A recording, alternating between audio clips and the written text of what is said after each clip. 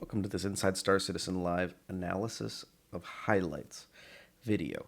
Now, the team from Turbulent went up with Jared online and did an incredible panel, basically, from almost every discipline in their organization. I'm going to start with highlights from different parts, mainly from the second part of the interview, because that is by far the most interesting and it really shows the energy of the team. Up on your screen at the moment is the Inlore Cruise Customs team that does modifications to ships, including the Kraken Privateer. Nodding, shaking your head. What's the first question that comes to your mind when somebody says we have to add a door here? Do we really need it? We need a meeting to talk. Are you sure? For an artist, what is it going to look like? Okay, fair. Artist is what it's. And then we need an Excel sheet to define all of the departments that are going to need to work on that door, and then ETAs, and then add a 2-week buffer for that ETA, because something is going to go wrong. Something is going to go wrong for sure. Door never opens. Spoken like a true producer. Never Let's first say- try. Let's First try say it never happens. All right, tech art. What's your question when somebody says door? Either you want it closed, either you want it open all the time. That's what you want. Do you want it to open and close? No, you never want it to open or close. You want it to stay open or stay closed. But you don't want the animation part of it. You don't want to have the detection part of it. Like, 'Cause how do it's you so- open it? yeah.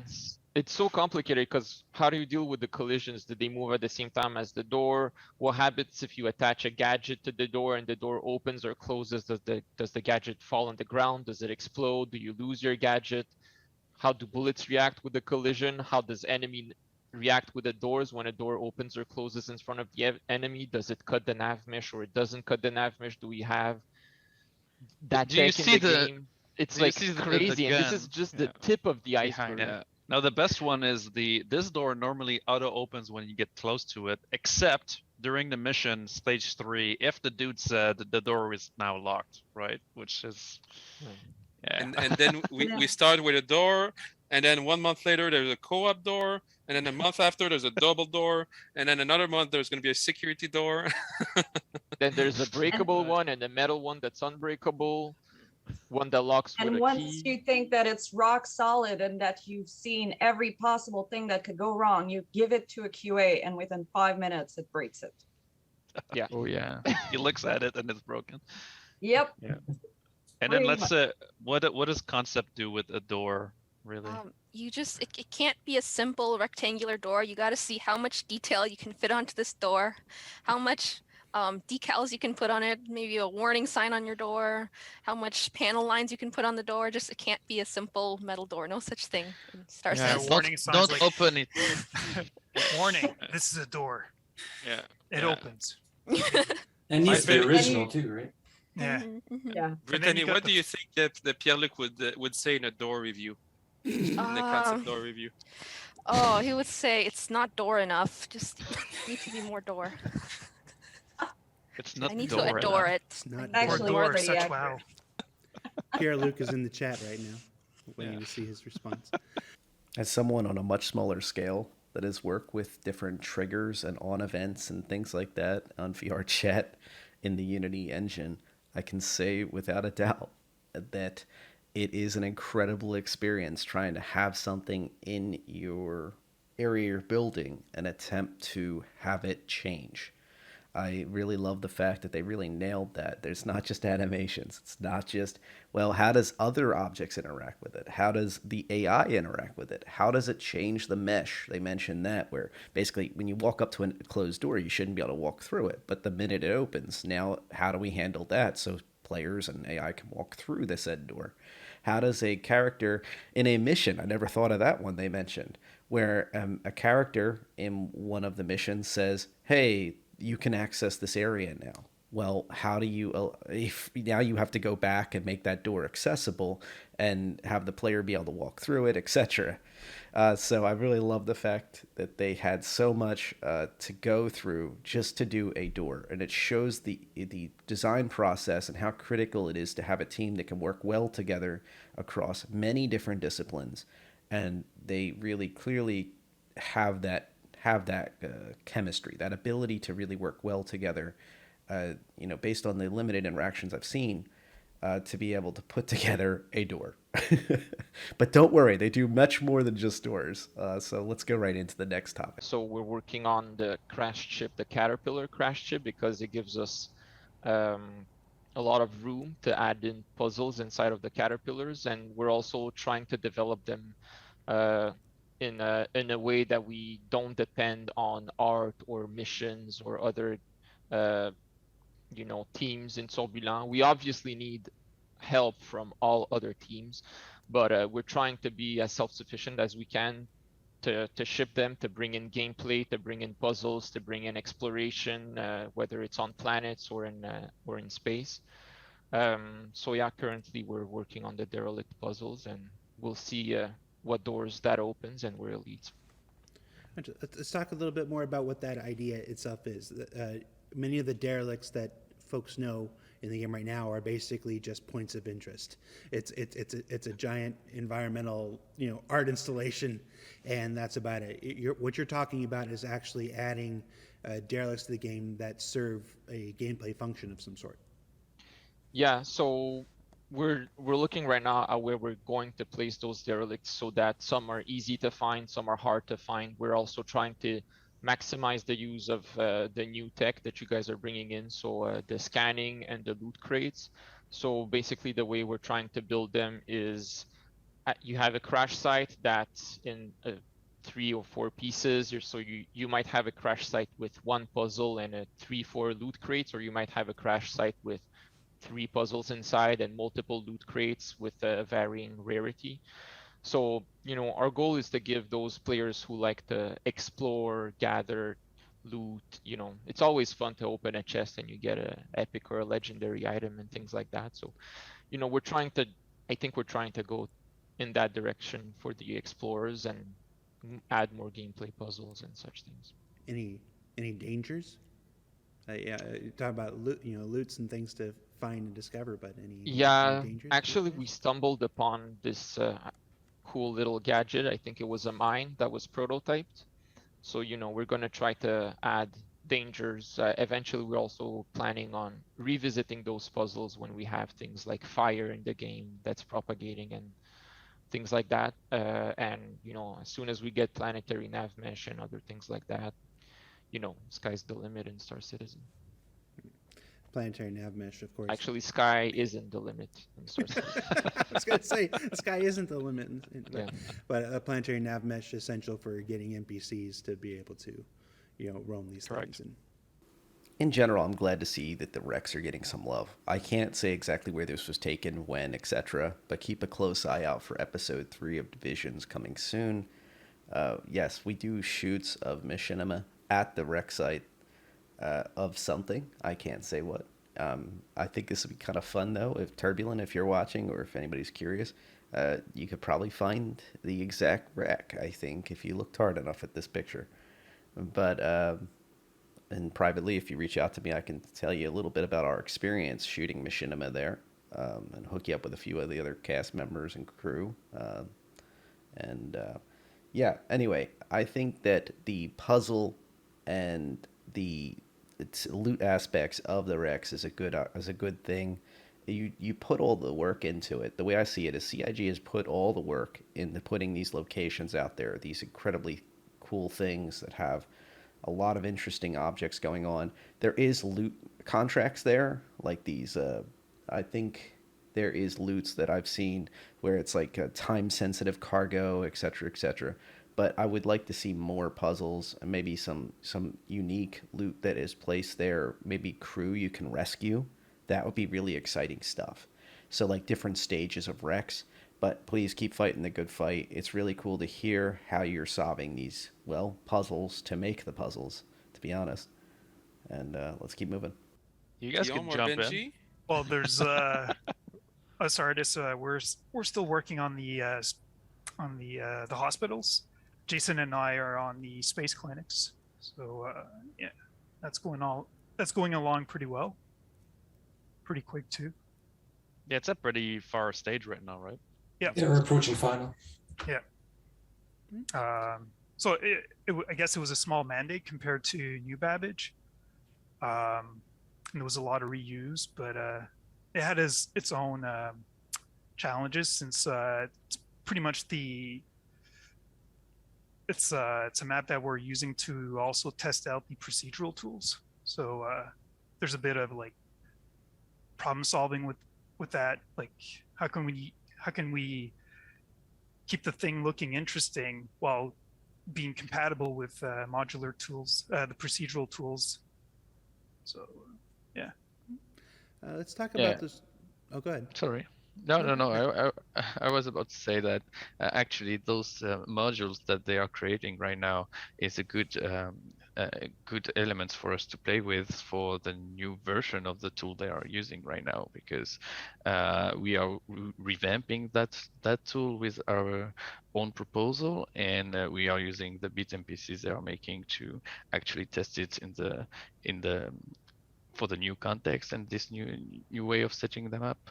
So yeah, hopefully we'll get to improve those squirk you can have already using the previous version, because we are definitely expecting to have those solved by the next version. Yeah. When they talk about setting it up, they mean the procedural generation. So when you walk into one of the space clinics, or I'm assuming also the Green Imperial over at Grimhex, which is the old company that owned it before the Pirates. I'm assuming they mean both, or just the R&R ones. So we'll see. But either way, the procedural generation will be when you walk in there. There may be different medical supplies in use or used on the ground in different places, each time slightly different. There may be AIs that are able to use resources that, as they mentioned, are being used on hospitals, on planetary landing locations that are much bigger and larger in these smaller environments. So coming up with what makes sense, what can be reused, maybe for Grimhex scuffing it up a little bit, or maybe that's why they specifically said the space clinics. It could be that they need to change them a little bit more to fit the Grimhex aesthetic. And that means obviously a new object, a variant of the object. So I'm curious to see how they'll come out. I think they're going to do a great job. And just know this is a big part of design, is reusing resources. And that's how we get things done quickly. So Well, it's how can we generate a lot of environments quickly? Like, for example, the first mandate we checked was for the space station. So we want to create a lot of them. But like if you check, if it takes you like 1 month to do a space station because you assemble the different rooms manually, you will take years and years to do all the space station for all the star systems. So what we are doing, like we already have a tool, the procedural layout tool, that is a way to stitch those rooms together. Like you give some rules, you want the kitchen next to the bedroom, something like that, and it can generate different layouts. But yeah, the problem with that at some point was that it didn't give enough control to the user to define exactly what you wanted. And so we are designing a new way to do this procedural approach so that we can assemble those bricks more quickly and easily, and so that every artist can say, okay, I want that there and specifically that there, and giving different rules, and so that we can generate a lot of them that are interesting and beautiful and fit with the fantasy of the game. And so for that, we are integrating Houdini, which is a software used for procedural, into the editor so that it can communicate between the tool we normally use to create the levels and this tool that is made for using those Lego bricks and making rules to assemble stuff. So yeah, it's mostly how can we do that in a So it's mostly just how can we make the game that we're Yeah. trying to make. Well, No small task. One super interesting aspect to what the guys are doing is in other companies, when you have the pressure of being on a 2-year project or a 3-year project, there's a lot of pressure to do tech and tools super quickly. And developing this type of ideas that the guys are putting together, which essentially took a good, and correct me if I'm wrong, but 6 to 8 months of actually really thinking about it, looking at the architecture of the project and seeing how you guys can implement this, is not usually a luxury that we have on other projects. So having CIG giving the team the time to develop and think about a solution that can scale throughout the years was like a godsend essentially. So You got to remember that one of the missions for the studio is to be able to create star systems, right? So I mean, just you can't create a star system by hand, right? And so the mission that Benjamin, Guillaume, and the rest of the procedural team have is basically to assist all these nice artists and level designers so that they can make more of the good stuff, right? And so in a way that that keeps gameplay interesting and fun. And one of the things, you guys are a bit modest in your approach, but is that it's also in the small things, like yeah, you can stitch a space station, right? And it's really great, but it's also in the small things, right? Let's say a small cable run or placing objects, right? And stuff like that, and the ability to make that procedural so that every step is faster is Yeah, that's because the we think big at first with procedural, like planets and all that, but when we see our environment artists work, like if you see like the books behind me, if you want to place that by hand in a level, you will have to place them one by one. But you lose a lot of time because you can say, okay, fill me with this shelf with books, and that's the type of tool we can do also with procedural. So we try to tackle the big stuff and also the small stuff to help them fill the world with interesting stuff. Speaking of so that filling Jason and themselves- Rainer don't have to spend all day placing Lego bricks. Yeah, we Just can before focus placing on the books. important stuff. Yeah. Yeah, placing books in a bookshelf is not always the funnest part of the day. So yeah, any procedural tools to speed things up and get into the more important stuff. And as I said earlier, that the scope of this game is so massive. It's tools that we need to help us create content at a quicker pace. Yeah, the scale is just crazy because every time I'm working, I have like Star Citizen videos playing on YouTube, people exploring, doing missions, and I feel like I've been here for 8 months, and even now I'm still figuring out a lot of things.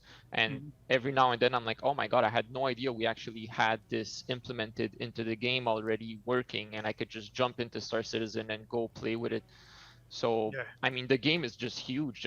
Even after 8 months, I feel like I'm still ramping up to learn everything that was built so far. I left the entire discussion in for this one because I wanted to just give a fair shake to the devs and give them the full give you the full perspective of how they explained it, how they worked through it. I just wanted to add though that procedural generation is important. I do understand why, but when you start talking about procedurally generating entire space stations, it worries me because I put up a picture here, for example, of my Phoenix. It's one of my loves. I would say that you can see the care that went into building something like this. Even in the state when it's powered down like this, you can see and it feels like a completely different ship. This was not procedurally generated. This was something that had a lot of care and focus that went into it. And I would argue that some of the stations aren't really the best in Stanton already with their modularity. You have devs that have put them together with module kits, which is fine, but they some of them just feel disjointed. Like you'll walk down a hallway and you have to basically make a U-turn in order to get anywhere, or go up a staircase to nowhere that only has one store up there. It just feels like sometimes you need to slow down and really think about it. And maybe there needs to be an entire team that just focuses on space stations. That's their only job, is to just build out stations and have that space aesthetic, the mindset of a belter, so to speak, and really get that spirit right. So procedural good, but there is limits. And that's all I wanted to mention here. Keep the soul in Star Citizen. Seeing the screenshots on the Reddit page, like some shots are just so incredible. Yeah, like so many times I try to poke people on Reddit and ask them where on what planet and where did you get this screenshot from, because I want to put something there, and like 99% of the time I never get a reply, and then you just gotta jump into the editor and cruise through the planet, try to find it. Yeah. With a project as big as we are, and with as many studios around the world, I won't tell you how many times I've received messages from developers who learn what other teams are doing from our programs, the same as our backers do. 100%. So exactly. It's just hard to hold all this. It's just everybody's working on their siloed piece of the puzzle, and it's hard to track everybody else's. So totally. It's one of the mission statements of our programming. It's also an internal communication tool to keep everybody going. I will mention that I believe that the devs, in some cases, do not identify themselves as devs. I think to avoid any unwanted attention, or hey, they reach out privately to someone and then that person blabs, and then everybody knows they're a dev or a select group, which is even worse with the siloed knowledge issues. So it's a tough road. It's hard for, I understand there's a hard to get that informal feedback loop going, but at the same time, maybe you should consider using your more formal accounts. Have a physical account, like a Turbulent catch-all account or something, that can reach out to folks privately and ask them. But then they know actually it's a dev reaching out, trying to find out information to better the game, not just a random person that's looking to make content or somebody who wants to show it off to their org mates. That just keep that in mind. Later on in this episode, they even caution one of their own to not flag their account as a CIG account because they're terrified of it getting tracked or something. Yeah, you're gonna have to choose your level of outing yourself online, so to speak, on these different sites in order to get information. So having some catch-all accounts probably would be a smart idea, but I don't know. That's something that the team's going to have to decide on their own. You're a growing team. You have a bigger and bigger presence in the game, and if you want that feedback, you're going to have to reach out for it and really identify yourself. Just a thought.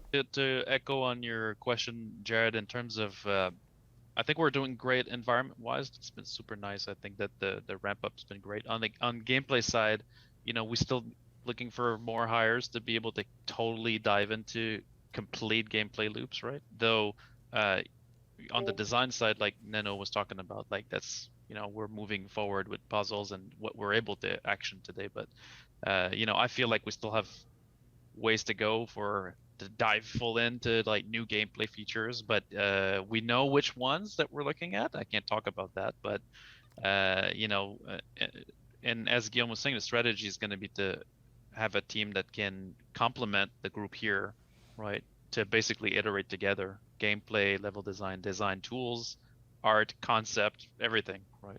Into one giant loop. Those are all things that are in the work, but like, again, as we discussed earlier, like the studio is literally the game development side of Turbulent has been on for a year. Anyone who has worked in this industry knows that a year is nothing. Like, it's a very short amount of time. So just to have been able to give to the community what we have so far, like the hospitals, and put all these process in place, that takes time. Like, it's insane the amount of stuff we have achieved in such a short time. And I mean, Guillaume can correct me, but like about half of that year was just ramping up and finding the right people for the job. So all in all, it's 6 months of development. So it's very inspiring what we're able to achieve with these amazing talents across the board. And going back to the gameplay side that Ben mentioned, can we do a shameless plug? Sure. Oh yeah. If one of you is a lead gameplay programmer, drop us a line. We're looking for one. In the That's Montreal right. area. Well spoken, and I think they're still going to be a growing team.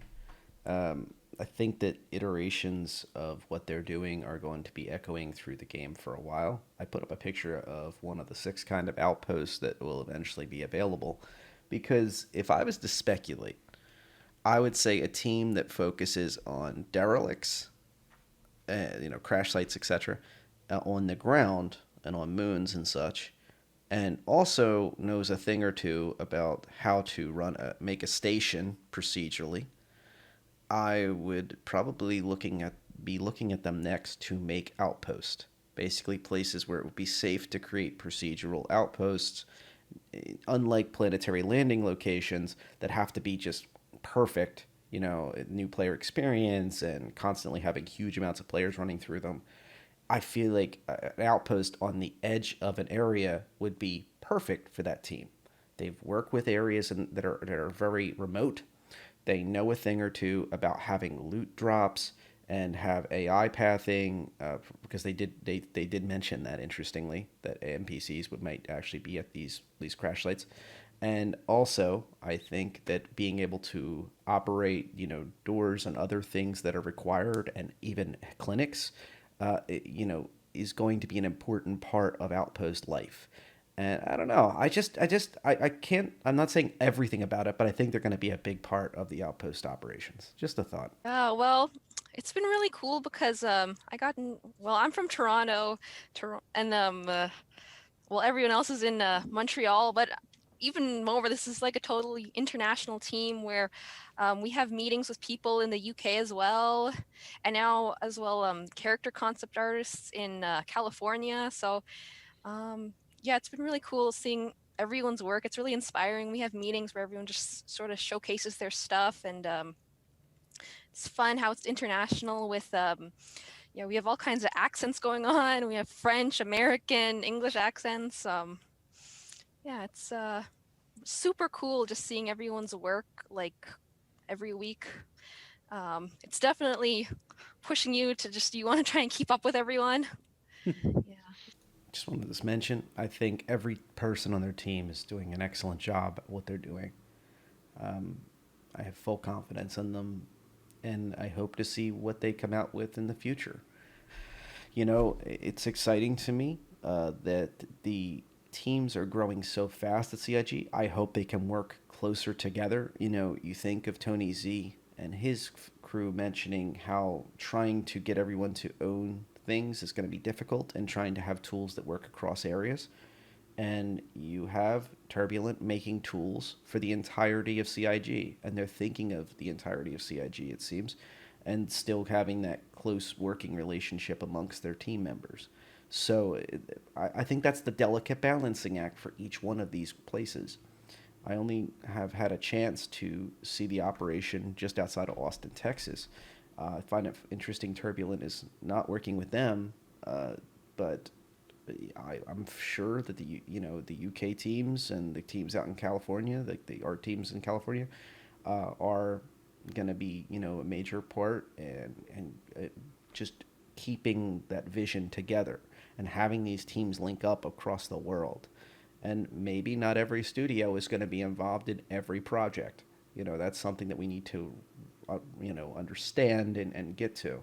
I know in the early days of the game, back when the UK studio was young, I remember we would joke about, oh, that's where ships go. When the UK studio first was founded, we would joke about, that's where ships go to get fat. That's where ships go to get long, grow in size astronomically.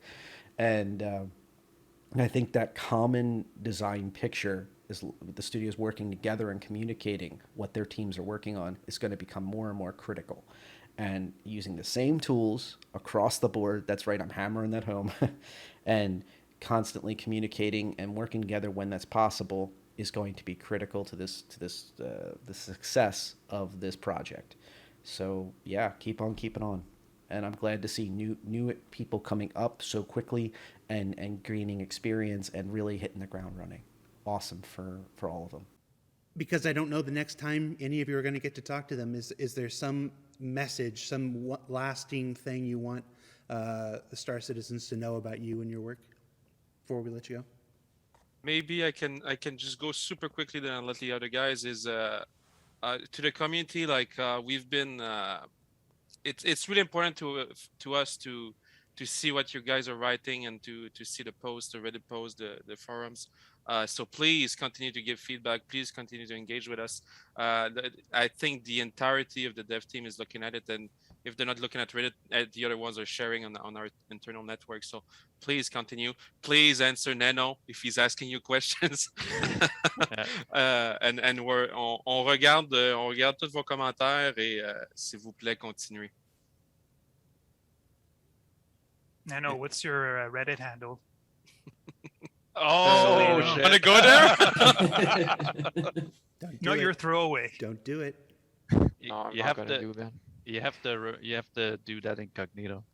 No, but usually I just ask questions on YouTube in the comment section where I poke, because it's hard on YouTube to actually poke the person that posts the video. So you have to like ask it in the chat. But I rarely get any answer, but we just keep searching on the planets. We eventually find those spots. But I mean, for the community, we do look at not all your videos, but most of them as much as we can. We read through the comments. We also get a lot of inspiration from your comments. I mean, it's crazy the amount of, first of all, you guys are super involved and creative. So sometimes we just go into comments and, oh yeah, that would be a cool mission. Oh yeah, that's a good idea. And we just put it in our brainstorming board and it's there and it's in our back pocket, ready to go when we have that feature good to go. I know I read a lot of comments whenever my engine crashes and I need to restart it. I'll just read through a few comments, watch a few Star Citizen videos. Are you saying that the game crashes a lot on your machine? The engine, yeah. Moving on. The machine is good. I love everything about this game. Well, I guess that's one unique thing for Montreal is the engine, because a lot of the studios around here use Unreal or some other proprietary engines. So I guess we're all in this at the same time learning it. So Besides, You guys are as much part of that project as we are. I think this is a whole, like, we have the chance of working on this because of you guys. So thank you, and keep the feedback coming. We always have a tremendous day when a video comes out and there's positive feedback. We spend all day like sharing with each other and posting in our internal communication channels. So keep it coming, and thank you. Thanks for the support. It's a beast of a project, so Yeah, we'll and get there.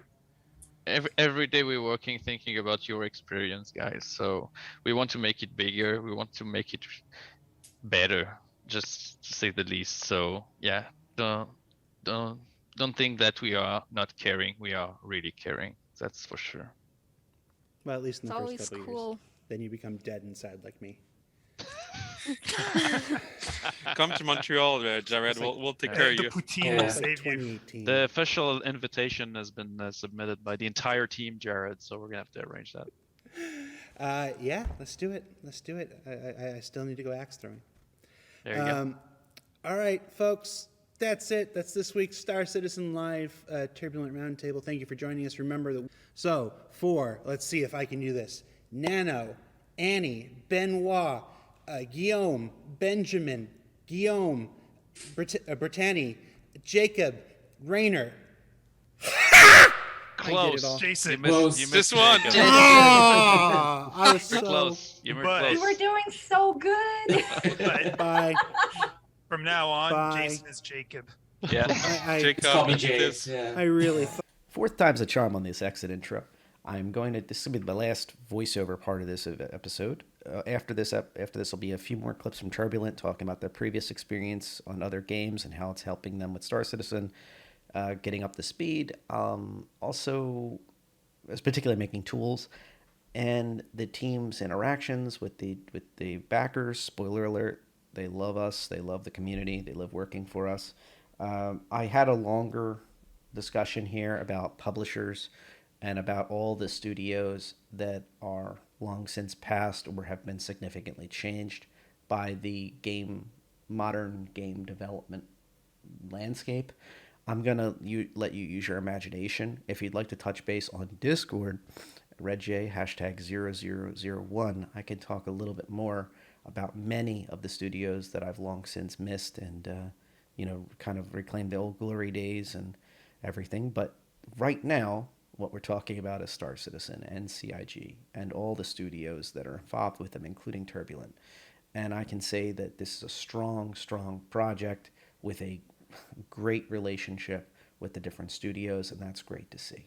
It's a rarity nowadays, and I hope more projects spring up like this that kind of can make that transition from a small team, if not solo, to a larger project as smoothly, even with all the rocks. Yes, I said that word, that CIG has enjoyed, and I hope to see more of it. I can't wait to see more from this team as well. And I want to make a shout out to Jared for making this. This was a risky decision on his part to really do so many interviewees and really bring them all to the table and let us kind of enjoy this live experience alongside a significant percentage of the Turbulent team, folks. So that was really cool. So I'm doing a subscriber drive. If you're enjoying the content, please remember to subscribe if you haven't already. It's greatly appreciated. And also, I think I might have had to cut it.